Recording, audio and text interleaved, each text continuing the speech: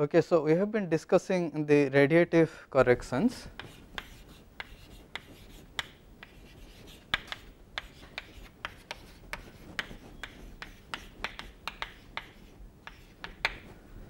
What we have seen is in the at the one loop level, these three diagrams are relevant.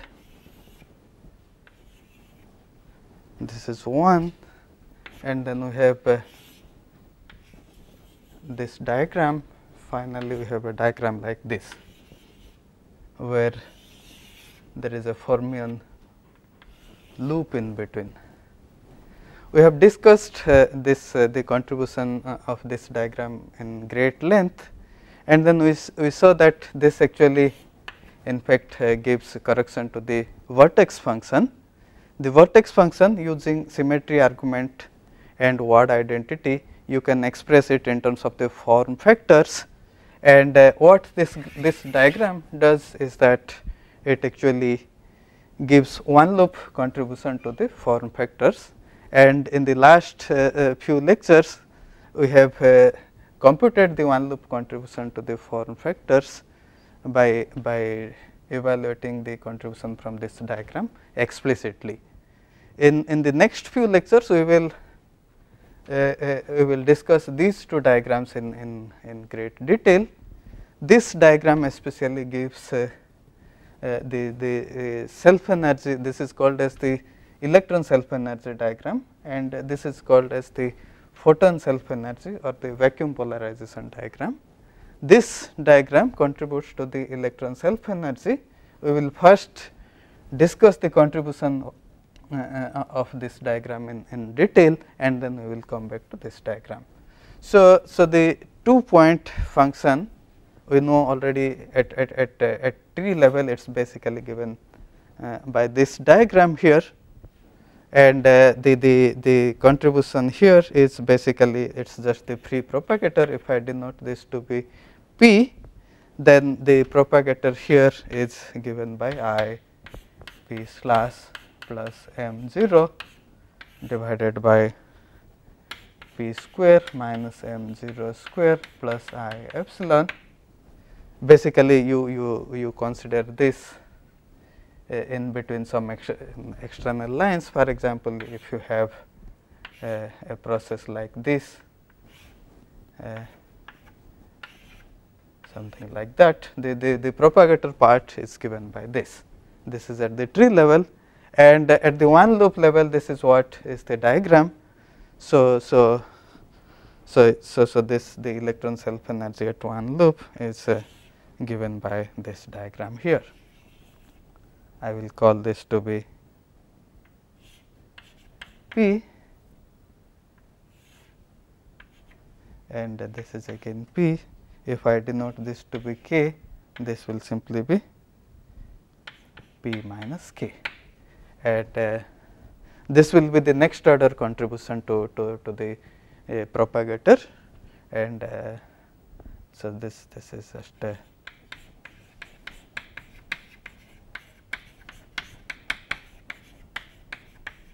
again, when I write this, I do not care about the external lines, just like here. In this lecture, we will focus basically on this diagram, and then we will evaluate it in explicit in great detail.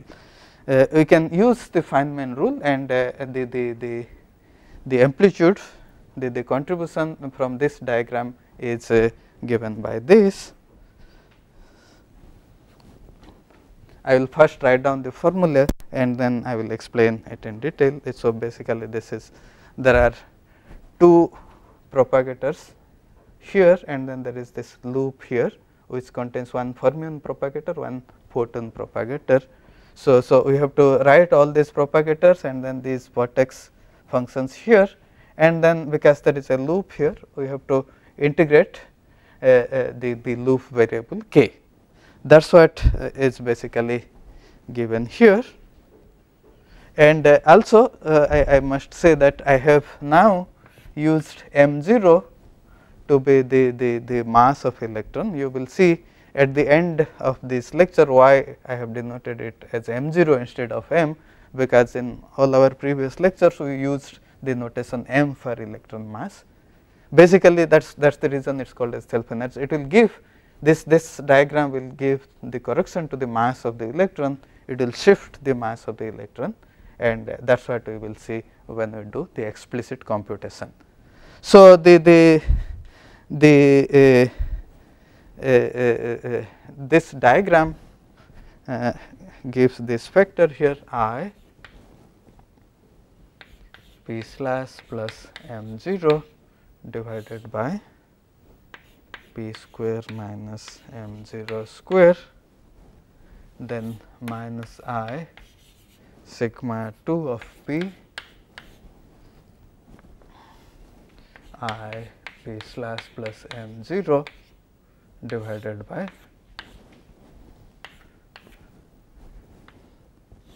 p square minus m 0 square, where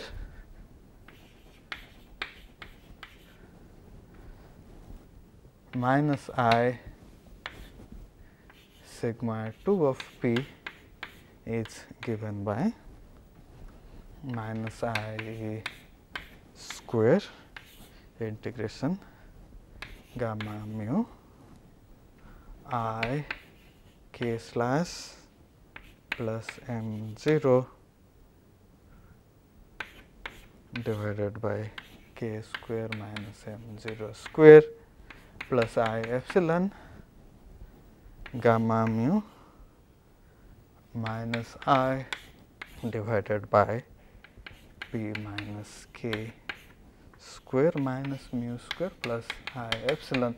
So to explain it in detail, this is the electron self-energy diagram here. This is P, and this the fermion propagator here.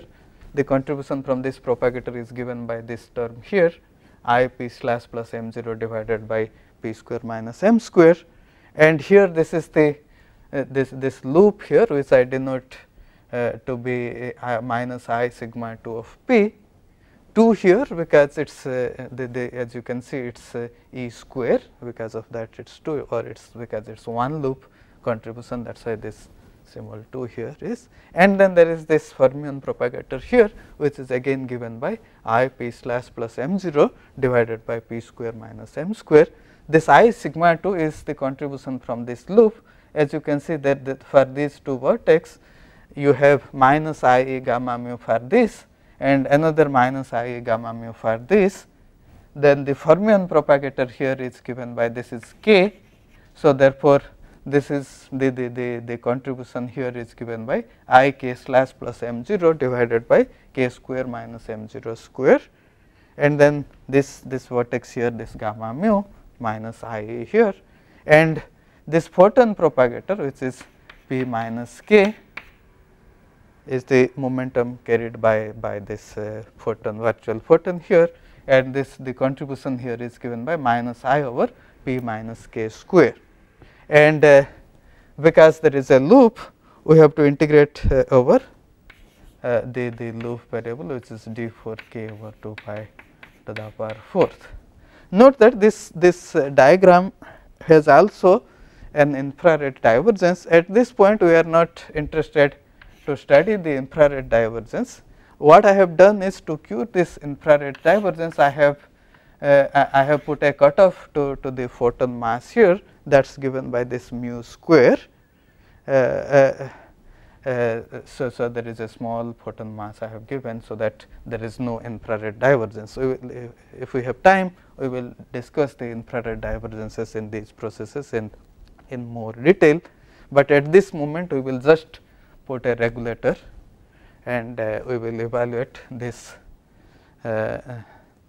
this diagram here. Right. So again we know we have evaluated the diagrams like this, integration like this when we discussed the vortex correction. What we need to do is we need to use the Feynman parameterization. So you have already seen this formula earlier, 1 over a b can be written as a integration 0 to 1 dx 1 divided by x a plus 1 minus x b whole square. Here these two factors are a and b. So, what I will do is that I am interested in writing this quantity 1 over k square minus m 0 square plus I epsilon times p minus k whole square minus mu square plus I epsilon in this form here. So, this is given by integration 0 to 1 dx 1 divided by k square minus 2 x k dot p plus x p square minus x mu square 1 minus x m 0 square plus I epsilon this whole square, because there is a square here. If I substitute this for a and b, then it is just straightforward to see that this is what you will get in the denominator. So, what I want is I would like to again complete this square here. There is a quadratic term in k and there is a term which is linear in k. So, what I will do is that I will observe this term here and I will write it as a complete square, so that we can do the d4k integration. Remember, this k is the loop variable and then we have to integrate over this over all values of k, and to do the integration I need to complete this square here. So, what I will do is I just consider this term here, for example, k square minus 2 x k plus 2 x k dot p. So, to observe this linear piece, I introduce this variable L, which is k minus x p. Then I can write the denominator in terms of L square and so on. So, in terms of, instead of writing this in terms of the variable k, if I write it in terms of the variable L, if I use the variable L, then what I will get in the denominator is the following. This denominator here can be written as 1 over L square. Whatever is left, I will denote that to be delta. So, 1 over L square minus delta plus I epsilon, which is there, this whole square. So, you can see that if you use L equal to k minus x p, then this delta will be given by delta is equal to minus x times 1 minus x p square plus x mu square plus 1 minus x m 0 square. This is what is the expression for delta. So, this is what is the denominator here, and this. So, if we come back to this diagram, what we have done is that we have used Feynman parameterization to write this, and the denominator here is basically given by integration 1 over or dx, where x goes to 0 to 1, L square minus delta plus I epsilon whole square. What about the numerator? The numerator is given by this. So, there is a minus I e square and there is a I here, and what we are left with is gamma mu k slash plus m 0 gamma mu. So, this is what is the denominator part, and the numerator is given by minus I e square minus I here gamma mu k slash plus m0 gamma mu. We can simplify this, it is utterly straightforward, and you can see that you will get there is another minus I here. So, what I have is minus I square. So, totally you get minus E square and gamma mu. We have used the definition L equal to k minus x p, therefore, k equal to L plus x p. Since we are using instead of k, we are using the variable L as the integration variable. So, I have to express this in terms of the variable L, and so this is simply given by L slash plus x p slash plus m 0 gamma mu. But now, the denominator has only L square, and L takes all values from minus infinity to plus infinity. Therefore, the term which is linear in L in the numerator will be actually an odd function of L, and when it is integrated for all values L, it will give you 0 contribution. So, the linear terms in L will simply go away when we perform the L integration here. So, therefore, the numerator what we are left with is it is simply minus E square gamma mu x plus x p slash plus m 0 gamma mu. This is what we are left with, and this you can see if you take the gamma mu's inside, gamma mu will give you 4 here. So, you have 4 m 0, and gamma mu p slash gamma mu we have evaluated it any number of time, it is simply given by minus 2 p slash. So, at the end of the day, this numerator here is simply given by minus E square minus 2 x p slash plus 4 m. So, we will substitute this for the numerator.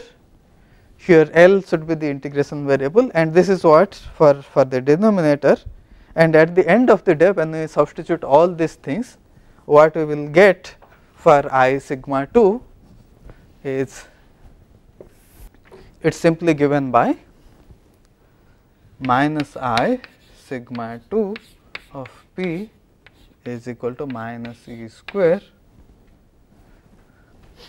0 to 1 dx, and then also integration over d4 L divided by 2 pi to the power 4th. Then in the numerator we got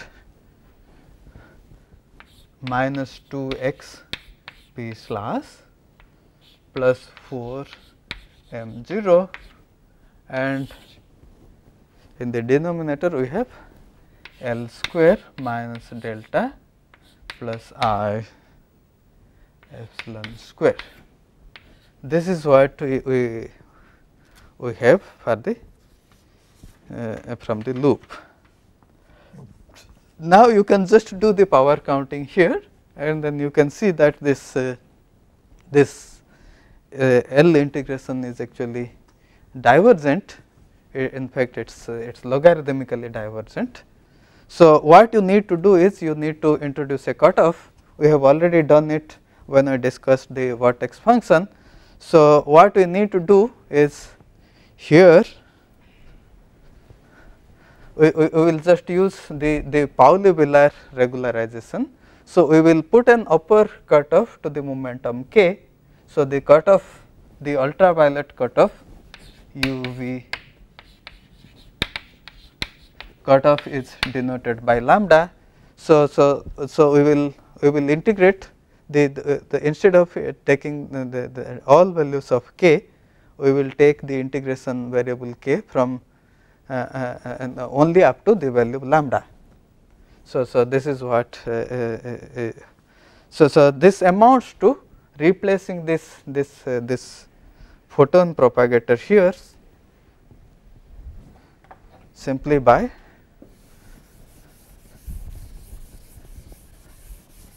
so in the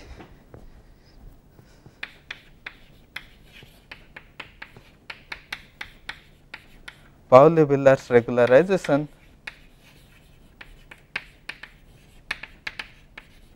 you introduce a UV cutoff to the momentum to the photon momentum, and that simply amounts to replacing this photon propagator minus I divided by p minus k whole square minus mu square plus I epsilon by minus I divided by p minus k whole square minus mu square plus I epsilon minus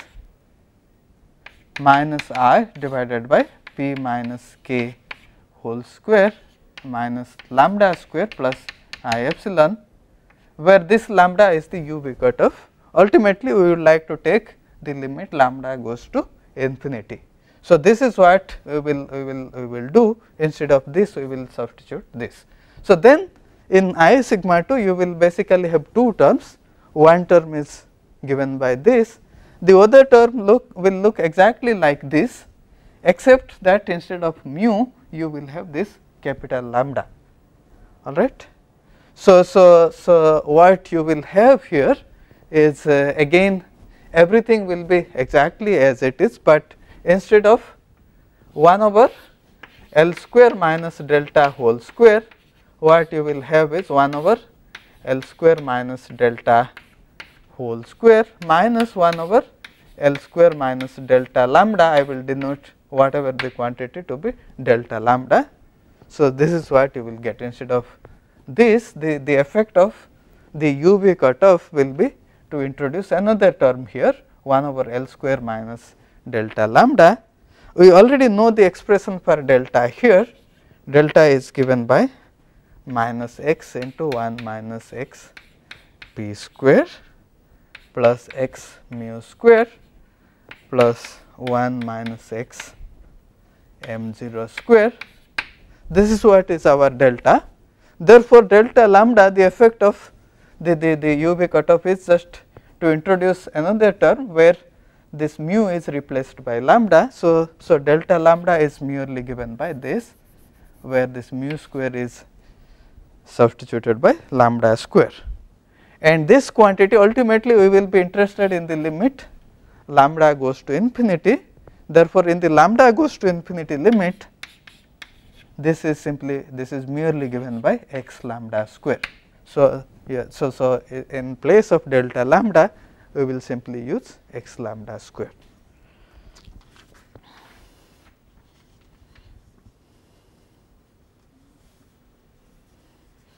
So, this is what we will be interested in evaluating, and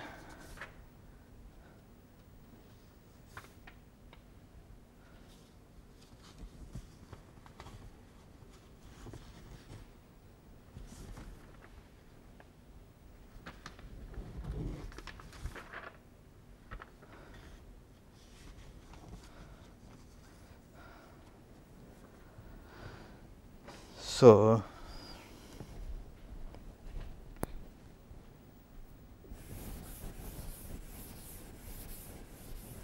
we have again we have evaluated similar integrations when we discussed the vertex correction. So, I will briefly summarize the result. What you have is this integration d4 L divided by 2 pi to the power 4th 1 over L square minus delta whole square. I will weak rotate this. So, what I will do is that instead of L 0, I will just write it as L E 0, which I will denote as minus I L 0, and then I will do the integration in the Euclidean space. So, this and the regularization, the introduction of UV cutoff together will amount to replacing this integration here by I divided by 4 pi whole square. Remember, I will introduce this, and also I will integrate over the angular variables. The angular variable integration will give me a 2 pi square. So this 2 pi square will simply cancel this 2 pi to the power 4th, and what I will be left with is 4 pi square here. This I is because of the Euclidean continuation, and finally, what I will be left with is an integration over d L e square. L e square is my integration variable divided by L e square divided by L e square plus delta whole square minus L e square divided by L e square plus delta lambda whole square. This is what I have at the end of the day, and you can see that when you perform this integration here, you will get a finite piece. I will not be interested in the finite piece, plus you will get a term which is logarithmically divergent. For example, you can write it as L e square plus delta lambda minus delta lambda. The first term will give you 1 over L e square plus delta lambda. When you integrate it over, so this integration goes from 0 to infinity here. L e square takes values from 0 to infinity, and this here will have a finite piece term plus 1 over L e square plus delta lambda, and when you integrate it, you will get log L e square plus delta lambda, and similarly here you will get a log L e square plus delta. Finally, when you evaluate it from 0 to infinity, you will simply get log delta lambda divided by delta with a factor I over 4 pi whole square. So finally, when you evaluate this integration, this is what you will get here, and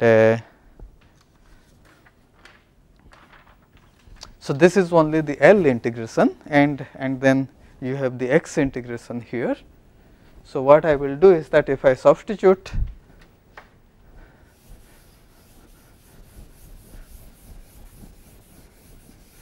whatever we have evaluated earlier, if I substitute for that, then I will get for minus I sigma 2 of p, this minus e square and 4 pi will give me alpha divided by 2 pi.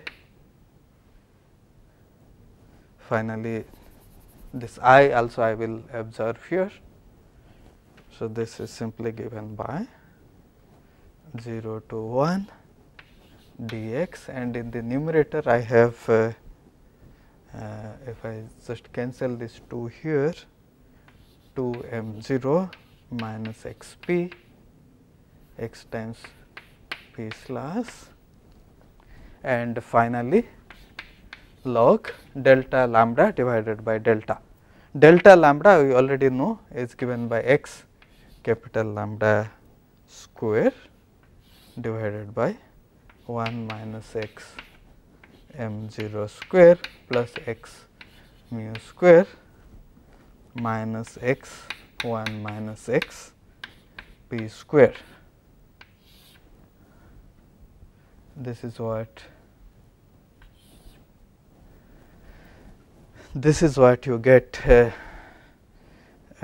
for sigma 2. You can see, so we will discuss what does it mean physically little later, but you can see already that this because of this log here, it has actually a branch cut, and for any value of branch cut, the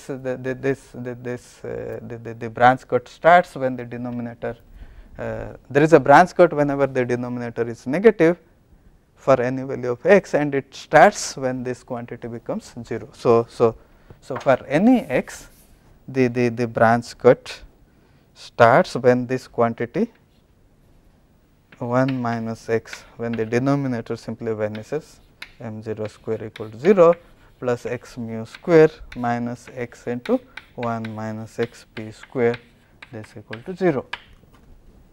Okay. So, you can solve for it, and then you can see you can see that this quantity is negative for sufficiently large p. So, for any p, if you have a real solution for x, if this equation admits a real solution for x which lies between 0 to 1, then you have a branch cut. And you can solve it for you can solve this equation, and of course, this is a quadratic equation in x, and the solution is utterly trivial. It will be given by x equal to half plus m 0 square minus mu square divided by 2 p square plus or minus k. I will not define this k here, but you can get it by solving this equation, and this k is precisely the momentum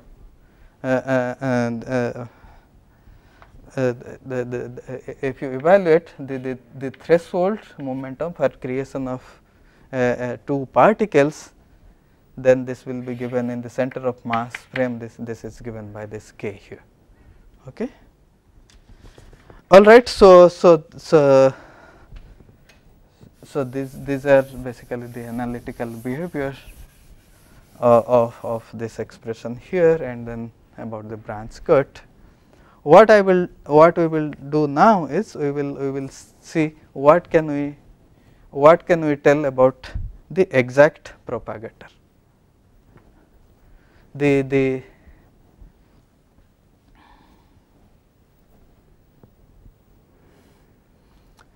So what we will do is that we will introduce of course, this is at one loop level, but at two loop level what can you expect? You can have a diagram like this, or you can have a diagram like this.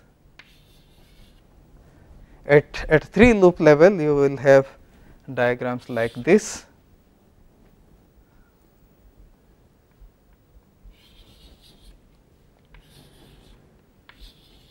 and so on. However, you can see if you look at this diagram or this diagram, if you cut here, then this diagram is divided into two separate pieces, two one loop diagrams, whereas here if you remove any internal line, you cannot separate it into two separate diagrams. So, for example, if you cut here or here or here, wherever you want to cut, you cannot simply separate it into two diagrams.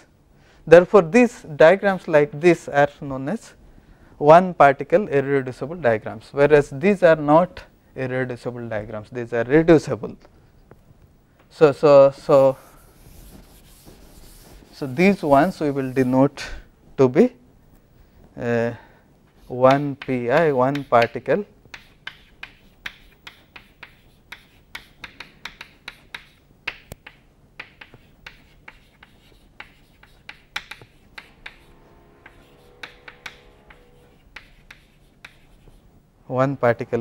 irreducible diagram, and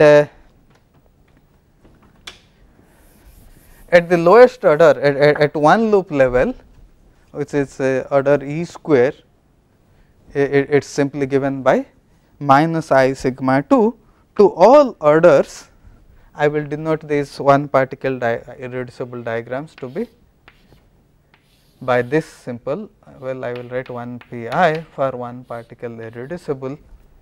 This is the one particle irreducible diagram to all orders, and these will be given by summing over all one particle irreducible diagrams. So, you have diagram like this is at 2 loop, plus you have another diagram at 2 loop which is given by this, then you will have 3 loop and so on. All such diagrams you sum over, and this is what you have. If this is what you denote as the one particle irreducible diagram, then the exact propagator basically will be given by a sum which involves all such one particle irreducible diagrams. So this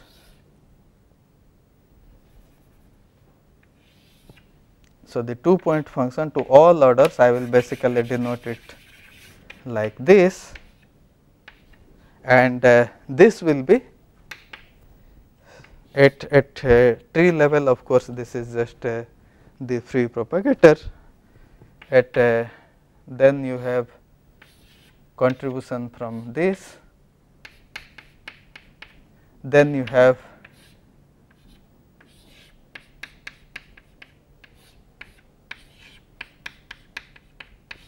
and so on. Sum over all such terms are will basically give you the exact propagator. This I will denote to be minus I sigma of p, and we would like to evaluate the exact propagator here.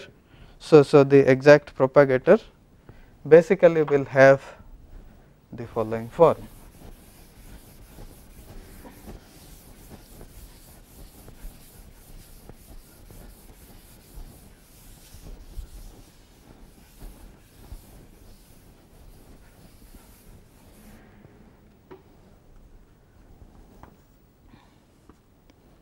So the tree level part, of course, we all know.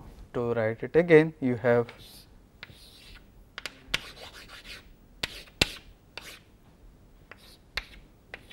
this is given by this plus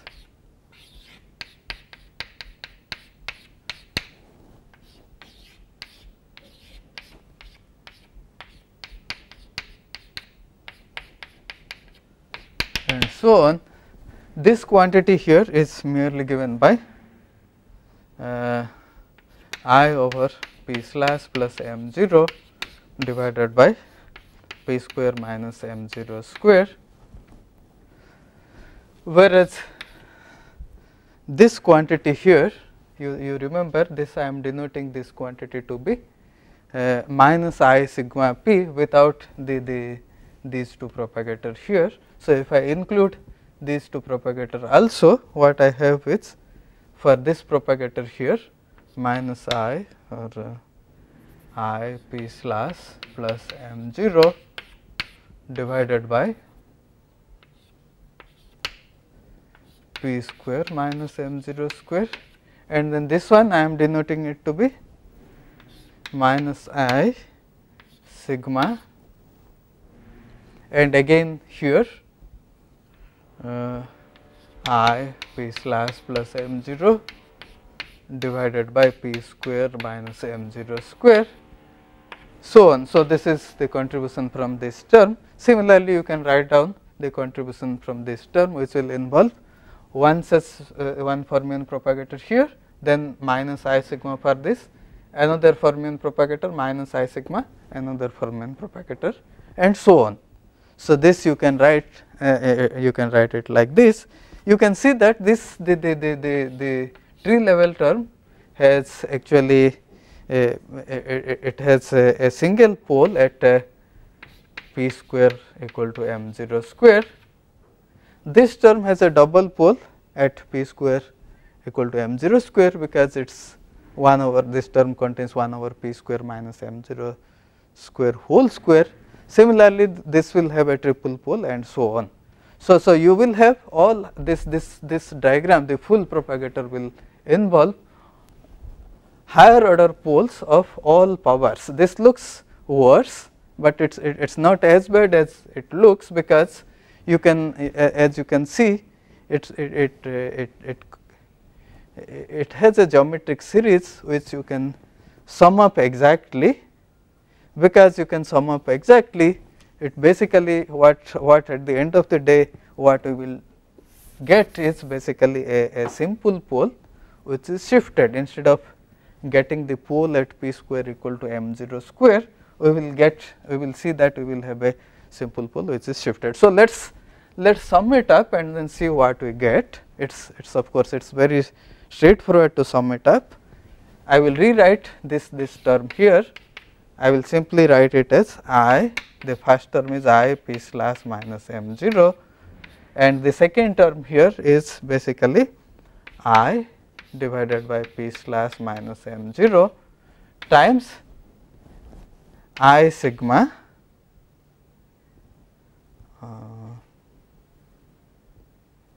so this minus I will give you plus 1. So, sigma of p divided by p slash minus m 0, and the next term will again will be exactly like this. You will have I p slash minus m 0, and this quantity will appear twice. So, you will have sigma of p divided by p slash minus m 0 whole square, and so on. So, this you can of course write it as I divided by p slash minus m 0 times 1 plus sigma p over p slash minus m 0 plus sigma p over p slash minus m 0 whole square, and so on. You can see this is a geometric series, you can sum it up exactly, and when you do, at the end of the day what you get is this times 1 over 1 minus sigma of p divided by p slash minus m 0. So, you can take it inside in the denominator and you can multiply, and what you have is simply 1 over p slash minus m 0 minus sigma of p slash. So, everything will involve p slash only. This is what you will get. So, you can see at the lowest order it looks like there is a pole at p slash, the propagator has a pole at p slash equal to m 0, but when you consider the exact propagator, this is what is the expression for the exact propagator, and the exact propagator has a pole which is not located at p slash equal to m 0, but the location of the pole is shifted. It is simply a simple pole and it is actually shifted. It's shifted to the point when the denominator is 0. So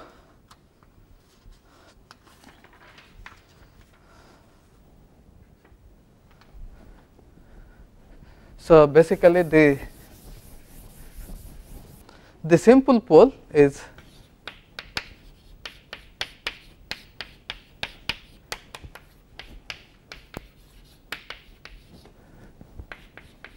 when p slash minus m 0 minus I sigma of p equal to 0, sigma of p slash equal to 0. We will denote the location to be m. So, p slash equal to m, the solution of this equation we will denote to be m. So, therefore, this equal to 0 when p slash equal to m, and then we see that this m, which is actually the physical mass, is not exactly equal to m 0. M 0 is known as the bare mass and m is the physical mass, and the physical mass is basically determined by the simple pole of the exact propagator, and we can compute this m if we know what sigma p is, and we know sigma p order by order. We have just now computed sigma p to the second order in E. So, therefore, we have an expression for m in terms of m 0 and so on. So, that is what we will denote. So, this is simply p slash equal to m. If I say delta m to be the difference between m and m 0, so this is basically m minus m 0, and delta m is what we have computed, and this is given by sigma 2 at p slash equal to m. To the lowest order we can write it as sigma 2 evaluated at p slash equal to m 0. So, we have already evaluated sigma 2, and if we simply substitute p slash equal to m 0 or p square equal to m 0 square, then what we will get is basically given by delta m equal to alpha divided by 2 pi m 0 integration from 0 to 1 dx 2 minus x log x lambda square divided by 1 minus x whole square m 0 square plus x mu square. So, therefore, this diagram here actually, so what we have got is sigma 2 comes from this diagram here, and it basically gives mass shift for the electron. This diagram contributes to the mass of the electron, and it's basically the shift in the mass of the electron is given by this diagram here. And you can see with this that we have already discussed this diagram is actually divergent. You can see it because of the presence of lambda square. We had introduced a UV cutoff here, and ultimately we would like to take this cutoff to infinity. And when you take lambda goes to infinity, this diagram this term here is actually divergent. So, you have a logarithmic divergent here. Therefore, it looks like the shift in mass is actually divergent, and you can say that the perturbation theory does not make sense, because you are doing a perturbative expansion, and then the next order term is basically divergent. Well, at this point, although it looks like it does not make sense, it is because we have started with m 0 in the Lagrangian. When we did the QED Lagrangian, we started with had m 0 as the mass of the electron, and this m 0 itself is divergent. That is why this term here looks like divergent. Instead of this, so this m 0 is known as the bare mass, and this computation tells us that the bare mass is not a finite quantity, it is a divergent quantity. What is finite is the physical mass. The physical mass of the electron is not divergent, it's a finite quantity. So, what you need to do is you need to renormalize. Renormalize the mass of the electron instead of so what you need to do is that you need to modify the Lagrangian, the QED Lagrangian you started with appropriately, so that it contains finite quantities. If this Lagrangian contains finite quantities, then the perturbation theory will of course make perfect sense, and therefore, so by renormalizing, what you do is that you observe the divergence in the bare mass, and ultimately what you get is a finite quantity, and if you do the perturbation theory in terms of this finite quantity, then everything makes perfect sense. So what we did here is we have discussed the electron self energy term in great detail. What we will do in the next lecture is we will compute the photon self energy term, which is given by this diagram in a similar manner, and then we will see what this term basically gives. Okay.